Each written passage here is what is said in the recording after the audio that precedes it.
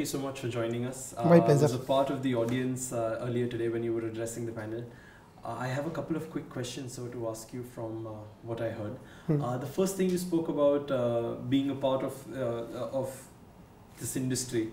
You spoke about how investors should not look at a short-term loan period, or it is not a recommended period, maybe 3 to 5 years within the hospitality space, but look at it in the long run, wherein maybe between 10 to 20 years. Yes. What condoned you to say that? So why did you go ahead and say something like that? If you can give your insights, please.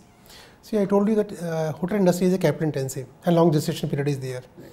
In the first 5-6 years, they don't even reach break-even level. How will they repay the loan? And hotel is a long-term asset. It is going to be there for the next 20-30 years. Correct. So we should lend, and even the company should borrow at least for 15-20 years.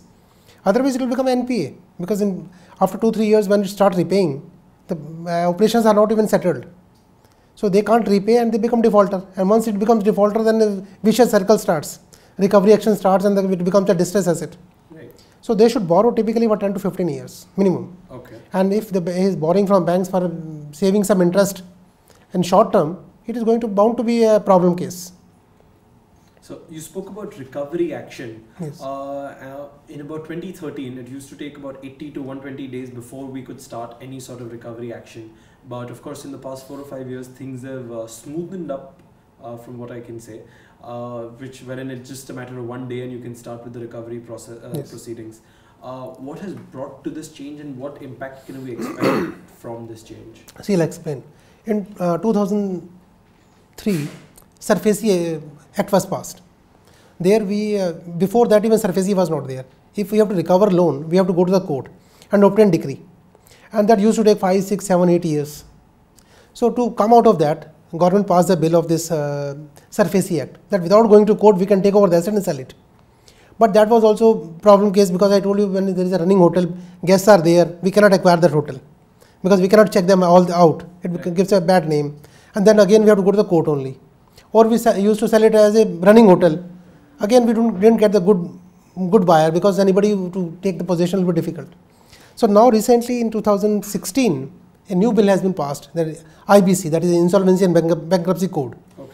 In this case, even a single day default, any creditor, whether it is a secured, unsecured, financial, operational, anybody can file a petition in the NCLT, and the recovery proceedings and this insolvency proceeding will start.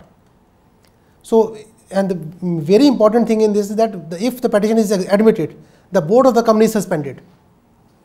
So once board is out, the promoter is out, creditor person is appointed as CEO, right, who will run and who will control the cash flow. So it is easier to sell the asset. Right. So the recovery efforts are being improved, environment is being improved. So small and medium size hotels, right, they will have to be very careful, because if they make a default, they may lose the hotel.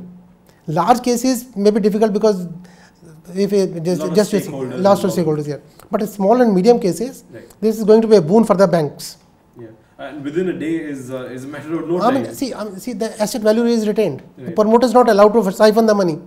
Earlier, before this, we used to wait for once the account becomes NPA, then only we could initiate. Now we need not wait for NPA. Right. 1 day default, we can send a notice and go to NCLT and remove the board. That is a very big thing. Noted. Thank you so much for your time, Mr. Arora. Thank you so much.